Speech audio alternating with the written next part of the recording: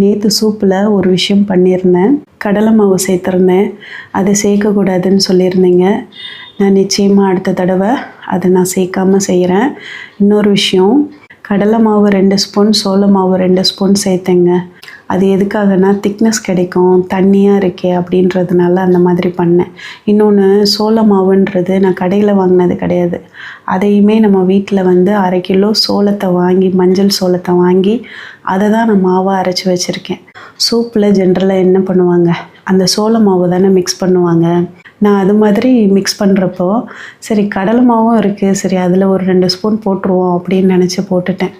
அந்த இடத்துல அதை பெருசாக நான் யோசிக்கலையா. அந்த வெஜிடபிள்ஸையே நான் ஒரு வெஜிடபிள் ரைஸாக செஞ்சுருக்கலாம், இல்லை சாதம் வடித்து அதை ஒரு பொரியலாக வச்சுட்டு ரசம் வச்சுருக்கலாம். எது செஞ்சாலும் நிச்சயமாக யாருக்காவது அந்த சமையல் பிடிக்காம தான் இருக்கும். ஏன் அப்படின்னா, நான் சமைக்கிறது அந்தளவுக்கு தானே இருக்குது. நான் நல்லா சமைச்சேன்னா நிச்சயமாக நீங்கள் இந்த மாதிரி கமெண்ட் பண்ண மாட்டீங்க, நல்லா இருக்குன்னு சொல்லுவீங்க. என் சமையலே சரியில்லாததுனால தான் எனக்கு உங்ககிட்ட இருந்து எதிர்மறையான கருத்துக்கள் வருது. அது எனக்கு நல்லா புரியுது. நேற்று காலையில் அந்த சூப்பு வைக்கிறப்போ நான் என்ன பண்ணினேன், என் சூழ்நிலை என்னன்றத நான் ஒரு வேளை அந்த வீடியோவில் நான் சொல்லியிருந்தேன்னு வச்சுக்கோங்களேன், நீங்கள் நிச்சயமாக எனக்கு நீங்கள் சப்போர்ட்டிவாக தான் பேசியிருப்பீங்க. நான் சூப்பராக செஞ்சுருக்கேன் பாருங்கள் அப்படின்னு சொல்லி நான் சொல்கிறப்போ அதில் இது மைனஸாக இருக்கேம்மா ஏன் பண்ணுறேன்னு நீங்கள் கேட்கலாம். அது ஒன்றும் தப்பு இல்லை. ஏன்னா நான் தானே பில்டப்பாக நான் சொல்லிட்டேன். பில்டப்பாக சொல்கிற அளவுக்கு இல்லை அப்படின்ற மாதிரி நீங்கள் நினைக்கிறத, உங்கள் கருத்துக்களை நீங்கள் சொல்கிறதில்ல தப்பு இல்லை. என்கிட்ட நீங்கள் கமெண்ட் மூலமாக தானே பேச முடியும். ஆனால் நேற்று என்ன நடந்ததுன்னா, எழுந்து என்னால் ஒன்றுமே பண்ண முடியலைங்க. இடுப்பு அந்த தையல் போட்டது, என் கால் தரையில் ஊண்ட கூட முடியல, அந்த இடமெல்லாம் பெயின். அப்போ கடவுள்கிட்ட ஒன்று கேட்டேன், நான் ஏதாவது ஒன்று இப்போ பிள்ளைங்களுக்கு சமைச்சாகணும், எனக்கு அதுக்கான ஸ்ட்ரென்த்தை மட்டும் கொடு அப்படின்னு நான் கேட்டேன். எப்படியாவது நான் சமைச்சிட்டு வெளியில் வந்துடணும். அந்த எண்ணம் மட்டும்தான் அந்த சூப் வைக்கிறப்ப இருந்தது. அதில் வேறு ஃபோன் அங்கே பக்கத்துலேயே வச்சு நான் செய்கிறப்பெல்லாம் அதை வீடியோவாக எடுத்தேன். நான் வீடியோவாக எடுக்கிறப்ப என்ன நினச்சேன் தெரியுமா, நிச்சயமாக இந்த சாப்பாட்டுக்கு ஒரு நெகட்டிவ் கமெண்ட் கூட வராது, எல்லாருமே சூப்பராக இருக்குன்னு சொல்லுவாங்க அப்படின்னு நான் நினச்சேன். ஏன்னா ஏற்கனவே இந்த சூப் நான் 2 தடவை வச்சுருக்கேன் மைக்ரோ கிரெயின்ஸ் யூஸ் பண்ணி. அப்போவும் இதே மெத்தடில் தான் பண்ணியிருந்தேன். எல்லாருமே சூப்பராக வச்சுருக்கீங்க அப்படின்னு தான் சொல்லியிருந்தாங்க. நீங்கள் சொல்கிற விஷயங்களை கரெக்ட் பண்ணிக்கிறது நான் எப்போவுமே பண்ணுற விஷயந்தான். ஆனால் பசங்களை நான் நல்லா பார்த்துக்கல, நல்லா வளர்க்கலைன்னு சொல்கிறது மட்டும்தான் ரொம்ப கஷ்டமாக இருக்குங்க. பிளேட்டில் ஊற்றி கொடுக்காம அழகாக ஒரு பவுலில் ஊற்றி கொடுத்தா அட்ராக்டிவாக இருக்கும், அழகாக பசங்க குடிப்பாங்க அப்படின்னு சொன்னீங்கல்ல, அது வேறு ஒன்றும் இல்லை. ஒரு தடவை கிண்ணத்தில் ஊற்றி கொடுத்தல, அதில் பசங்க வீடியோ எடுக்கிற வரைக்கும் அது அமைதியாக இருந்தாங்க. அப்புறம் என்ன செஞ்சாங்கன்னா, மம்மி நான் பிளேட்டில் ஊற்றிக்கவா அப்படின்னு கேட்டாங்க. ஏன்னா பிள்ளைங்க சூடாக குடிக்க மாட்டாங்க, கொஞ்சம் ஆறுனதுக்கப்புறம் குடித்து பழகிட்டாங்களா, அதனால் ஊற்றிக்கோங்க அப்படின்னு சொன்னேன். அப்போ டக்குன்னு அந்த கிண்ணத்தில் இருந்ததை பிளேட்டில் ஊற்றி அவங்க குடித்தாங்களா. அதனால தான் எதுக்கு நம்ம இப்படி இந்தளவுக்கு நம்ம அவங்கள கஷ்டப்படுத்தணும் வீடியோவுக்காக அப்படின்னு பிளேட்லேயே ஊற்றி கொடுத்துட்டேன் டைரெக்டாக. அவங்க ஈஸியாக குடிச்சுக்கிட்டோம் அப்படின்னு. அந்த சூப்பு குடித்ததில் வயிறு எதுவுமே மந்தமாகலைங்க, ரொம்ப லேசாக இருந்தது. ஒரு மணி நேரத்துலேயே பசி எடுத்து அடுத்து சமைக்கலையா மம்மின்னு கேட்டுட்டான் சின்னவன். எனக்கு அடுத்த சமையலை எப்படி செய்ய போகிறோமோ அப்படின்ற டென்ஷன் இருந்தது. நான் வீடியோ போடுறேன்னா முன்னாலெல்லாம் எல்லாத்தையுமே சொல்லுவேன். நான் இப்போல்லாம் சில விஷயங்களை சொல்லாமல் போகிறதுனால தான் உங்களுக்கு தெரிய மாட்டேங்குது. எழுந்து என்னால் நிற்க முடியலைங்க. அதை மீறி தான் பசங்க பசியில் இருக்காங்களே அப்படின்னு நான் செஞ்சிட்றேன். நல்லா சாப்பிட்டு பழகிட்டாங்களா. நான் ரொம்ப நல்ல சாப்பாடு வயிற்றுக்கு போட்டு நான் பிள்ளைங்கள வளர்த்துறேன் முன்னாலெல்லாம். இப்போ அதே பசி அதே அளவுக்கு இப்போ சாப்பாடு எதிர்பார்க்குறாங்க. ஆனால் சில சூழ்நிலைகள் என்னால் அந்தளவுக்கு சாப்பாடு கொடுக்க முடியாமல் கூட போகும். இப்போ ஒரு அம்மாவாக இருந்து நான் நிறைய வருத்தப்படுவேன். அப்போ தான் நான் நிறைய சாதத்தை நிறைய கொடுத்து அந்த இடத்துல ஈக்குவல் பண்ணுவேன். சில நேரங்களில் 2 நாளாக சாதம் கொடுத்துட்டோமே, இன்றைக்கி நம்ம கோதுமையை கொடுப்போம், சில நேரங்களில் வரகு கொடுப்போம் அப்படின்னு நான் நினைக்கிறதுக்கு காரணம் அதை பேலன்ஸ் பண்ணுறதுக்காக கொடுக்கறது தான்.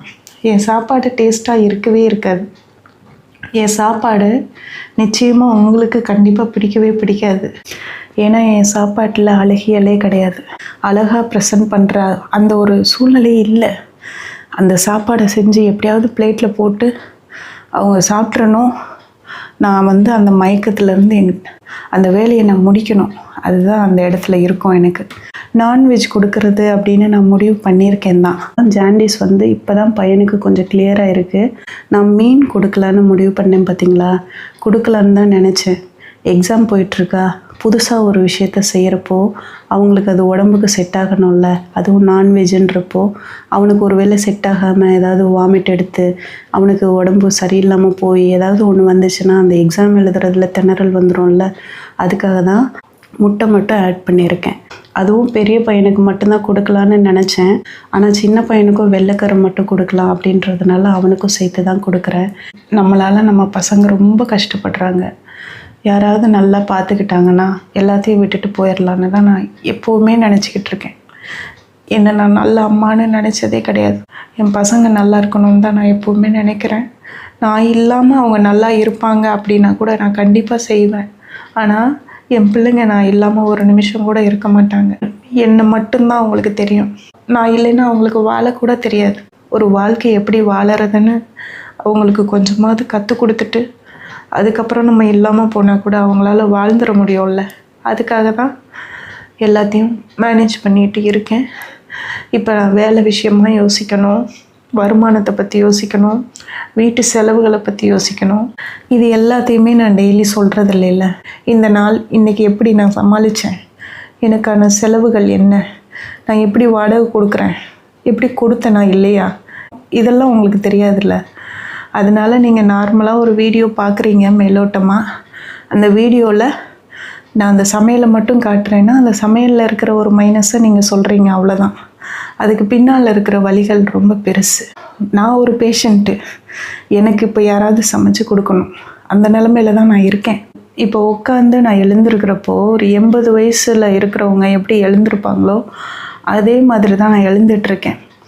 அதே மாதிரி தான் நடக்கிறேன். அதை பார்த்துட்டு பசங்க ரொம்ப வருத்தப்படுறாங்க. தாங்க முடியல அவங்களால அந்த வேதனையை. ஏன்னா அம்மா இவ்வளோ கஷ்டப்படுறாங்களே, இவ்வளோ நடக்க முடியாமல் நின்று அந்த கிச்சனில் சமைக்கிறாங்களேன்னு பெரியவன்லாம் ரொம்ப கவலைப்படுறான். எக்ஸாம் போயிட்டுருக்கு. 3 நாள் தான் டைம் கொடுக்குறாங்க ஒவ்வொரு எக்ஸாமுக்கு, ஒரு ரிவிஷனுக்கு. பயாலஜிக்கு மட்டும்தான் 5 days இருக்குது. கடைக்கு போயிட்டு வர சொல்ல முடியல. என்கிட்ட இன்றைக்கி என்ன இருக்குன்றதையும் நான் பார்க்கணும். நான் தக்காளி 2 நாளாக தக்காளி இல்லை, அதை வாங்கிட்டு வரணும்னு அவனை சொல்கிறதுக்கு எனக்கு மனசு வரல. ஏன்னா அவனை கஷ்டப்படுத்த வேண்டாம், அவன் டைமே இல்லாமல் படிக்கிறானே, அவனை நம்ம என்ன தொந்தரவு பண்ணுறது அப்படின்னு நான் அதுக்கு தான் தக்காளி இல்லாமல் எப்படி சமைக்கலாம் அப்படின்னு நான் சமைச்சேன். இருக்கிறத வச்சு சமைச்சேன். அதெல்லாம் நான் வீடியோவாக போட்டேன்னா நிச்சயமாக நீங்கள் என்ன இவ்வளோ கொடுமைப்படுத்துகிறீங்க பசங்களை, இப்படி ஒரு அம்மாவை நான் பார்த்ததே இல்லை அப்படின்னு நீங்கள் நினைப்பீங்க. அதனால தான் நான் அதெல்லாம் போடலை. ஏன்னா நீங்கள் சொல்லிட்டீங்கன்னா என்னால் தாங்க முடியல. ஒரு சிஸ்டர் கேட்டாங்க, கமெண்ட்டுக்கு எதுக்கு இவ்வளோ இம்பார்ட்டன்ட் கொடுக்குறீங்க, அதை நினச்சி ஏன் வருத்தப்படுறீங்க அப்படின்னு கேட்டாங்க. அப்போ நான் சொன்னேன், அவங்க கமெண்ட் பண்ணுறது எல்லாமே அவங்க என்கிட்ட பேசுகிற மாதிரி எனக்கு ஃபீல் ஆகும், அதனால தான் நான் அதெல்லாம் ரொம்ப இம்பார்ட்டண்ட்டாக நினைக்கிறேன் அப்படின்னு நான் சொன்னேன். நான் ஒரு 4 நாள் ஆயில் இல்லாமல் தான் சமைச்சிட்ருக்கேன். எதுலேயுமே ஆயிலே சேர்க்கலை. ஏன்னா ஆயில் வந்து காலி ஆயிடுச்சு. அதை வாங்கிறதுக்கு பையன் போகணும், அதுக்கும் நான் அனுப்பலை. அப்போ தாளித்து ஊற்றுனா அதில் நிறைய சத்துக்கள் கிடைக்கும், அதை கூட செய்ய மாட்டீங்களான்னு கேட்குறப்போ இப்படி தான் என்னோடய இயலாமையை அவங்கக்கிட்ட சொல்ல முடியும். ஏன்னா அந்த இடத்துல ஒரு கமெண்ட்டில் எனக்கு அதை ரிப்ளை கொடுக்கறத விட இந்த மாதிரி என்னோடய வார்த்தைகளால் உங்களுக்கு ரிப்ளை கொடுக்குறப்போ என்னோடய பிரச்சனை என்னன்றது உங்களுக்கு புரிஞ்சிடும்ல. எனக்கு சமைக்க முடியல, ஆனால் என் பிள்ளைங்க பசி இல்லாமல் இருக்கணும், அதுக்கு தான் நான் ஏதோ ஒன்று சமைச்சு கொடுத்துட்ருக்கேன். நீங்கள் அந்த வீடியோவை பார்க்குறப்போ உங்களால் அதை ஏற்றுக்க முடியல. ஏன்னா நீங்கள் யாரும் அந்த மாதிரி சமைச்சு கொடுக்க மாட்டீங்கன்னு நினைக்கிறேன். நான் வீடியோ போட ஆரம்பித்ததுக்கப்புறம் தான் நான் நினச்சேன், எல்லோரும் நம்மளை விட எல்லோரும் நல்லா தான் சாப்பாடு கொடுக்குறாங்களா, நம்ம மட்டும்தான் இவ்வளோ கேவலமாக கொடுத்துட்ருக்கோமா அப்படின்றதே எனக்கு அப்புறம் தான் தெரிஞ்சுது. நான் அது வரைக்கும் நான் நல்லா தான் சாப்பாடு கொடுத்துட்ருக்கேன்னு நான் நினச்சிக்கிட்டு இருந்தேன். என்னையே நான் பெருமையாக நினச்சிக்கிட்டு இருந்தேன். அப்புறம் தான் தெரிஞ்சுது நம்ம கொடுக்குறது சாப்பாடே இல்லை, பிள்ளைங்க உடம்பை நம்மளே கெடுத்து ஒரு மோசமான அம்மாவாக நம்ம வாழ்ந்துட்டுருக்கோம் அப்படின்றதே அப்புறமா தான் எனக்கு தெரிஞ்சுது. வீடியோவாக நான் போடுறப்போ உங்களுக்கு பிடிச்ச மாதிரி தானே நான் போட முடியும். அதுக்கு நான் முடிஞ்ச வரைக்கும் முயற்சி பண்ணுவேன். நீங்கள் எல்லாருமே என் மேலே ரொம்ப கோபமாக இருந்தீங்க, கோபமாக கமெண்ட் பண்ணியிருந்தீங்க அப்படின்றதுனால தான் என் சூழ்நிலையை சொல்லி உங்களை சமாதானப்படுத்தணும்னு நினச்சேன். எனக்கு ரொம்ப மன அழுத்தம் இருக்குங்க, அளவுக்கு அதிகமாக இருக்குது. எனக்கு இருக்கிற மன அழுத்தத்தை உங்கள் மூலமாக தான் நான் சரி பண்ணிக்கிறேன். நீங்கள் இல்லைன்னா நான் ரொம்ப கஷ்டப்படுவேன். அதை நான் மறுபடியும் உங்களுக்கு நான் சொல்லிக்கிறேன்.